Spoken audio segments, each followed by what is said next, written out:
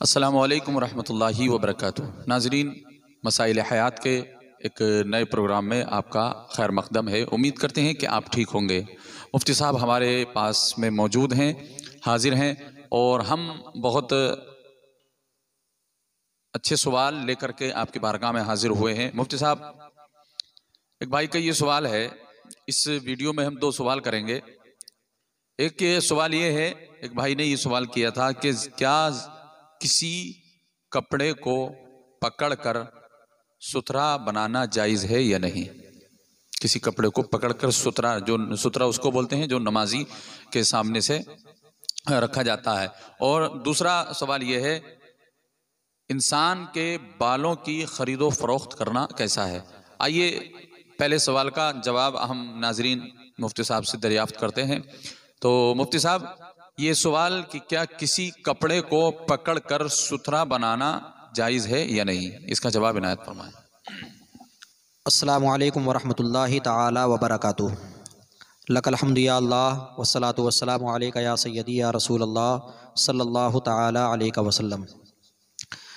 नाज़रीन इकराम, जैसा कि मुफ्ती साहब ने बता ही दिया कि सुथरा उस चीज़ को कहा जाता है कि नमाजी के आगे से अगर गुज़रना हो, गुज़र रहे हैं तो कोई चीज़ अगर नहीं है तो किसी चीज़ को सुथरा बना करके उसके आगे से गुज़र जाना चाहिए।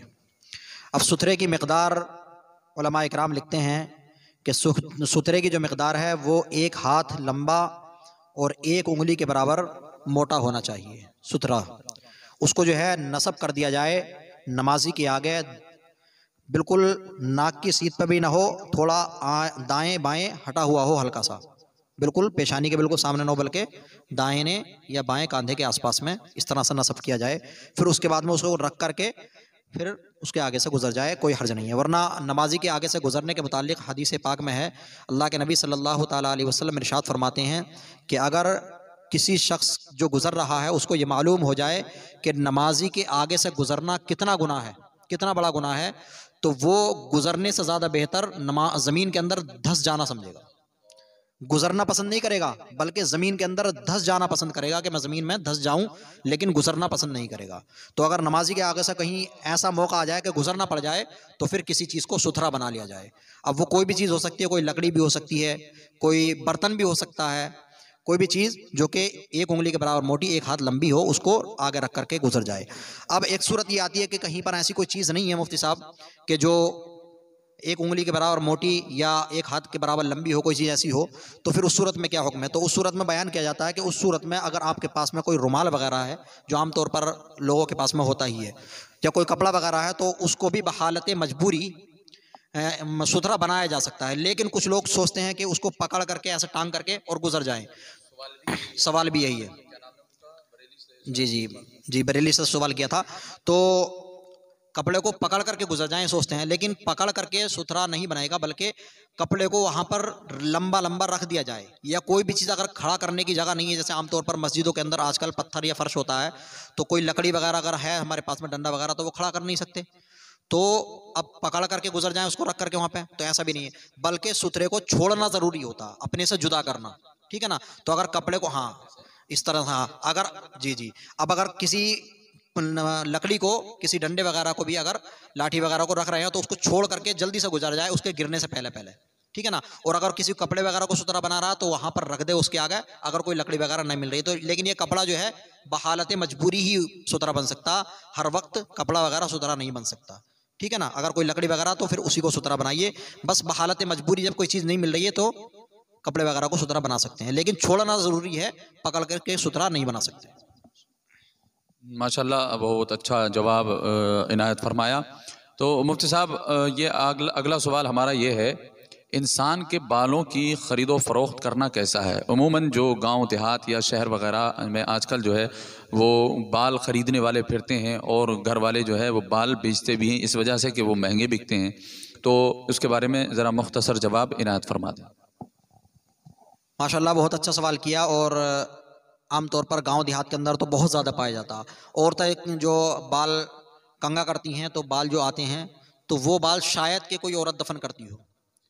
अक्सर औरतें बच्चों को दे देती हैं और ख़ुद भी बेच देती हैं। समझे।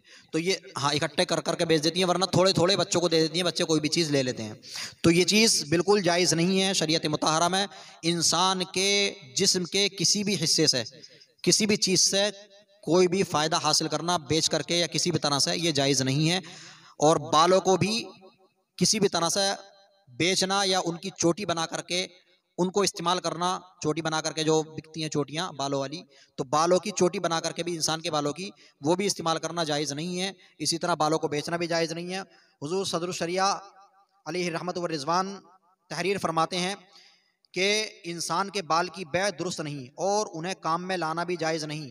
मसलन उनकी चोटियाँ बनाकर औरतें इस्तेमाल करें, ये हराम है।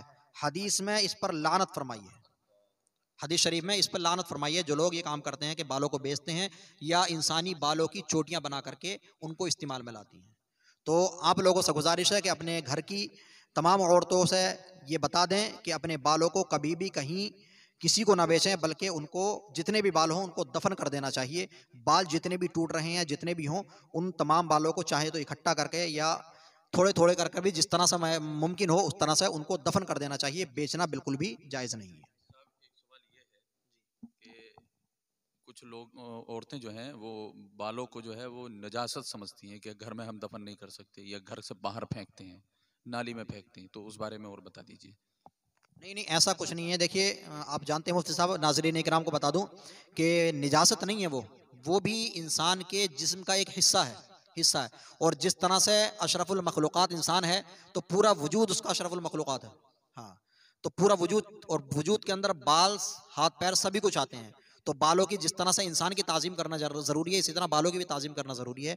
हाँ ये है कि अब ऐसा तो है नहीं 20 सहन में कोई दफन करेगा, तो किसी साइड वगैरह में, घर के किसी कोने में, या घर से बाहर को अगर कोई जगह है ऐसी, तो नाली वगैरह में गंदी जगह ना फेंके, बेहतर यही है किसी सही जगह पर उसको दफन कर दे, जिस तरह भी मुमकिन हो, मयसर हो। तो ये मुफ्ती साहब ने बता दिया कि ये बाल जो है वो गंदी चीज़ नहीं है, हम इसको अपने घर में दफन कर सकते हैं। बहुत सारी जगह ये सवाल किया गया कि बाल जैसे हमने मसला बताया कि बाल नहीं बेचना चाहिए या बाल इस तरीके से नहीं फेंकना चाहिए, तो उन्होंने कहा कि नहीं, बाल तो गंदी चीज़ होती है। हाँ, बाल तो गंदी चीज़ होती है। उनको हमने फिर ये जवाब भी दिया, जब गंदी चीज़ होती है तो सर पे रखते क्यों हो? गंदी चीज़ को सर पे उठाए फिरते हो, आदमी हाथ तक में लेने नहीं चाहेगा तो आप सर पे उठाए फिरते हो। हमने उनको समझाया कि इंसान अशरफुल मखलूक़ात है और उसका वजूद जो है, जिस्म का हर हर उज़्व जो है वो उसका अशरफुल मखलूक़ात में से है, तो ताज़ीम के लायक है ना।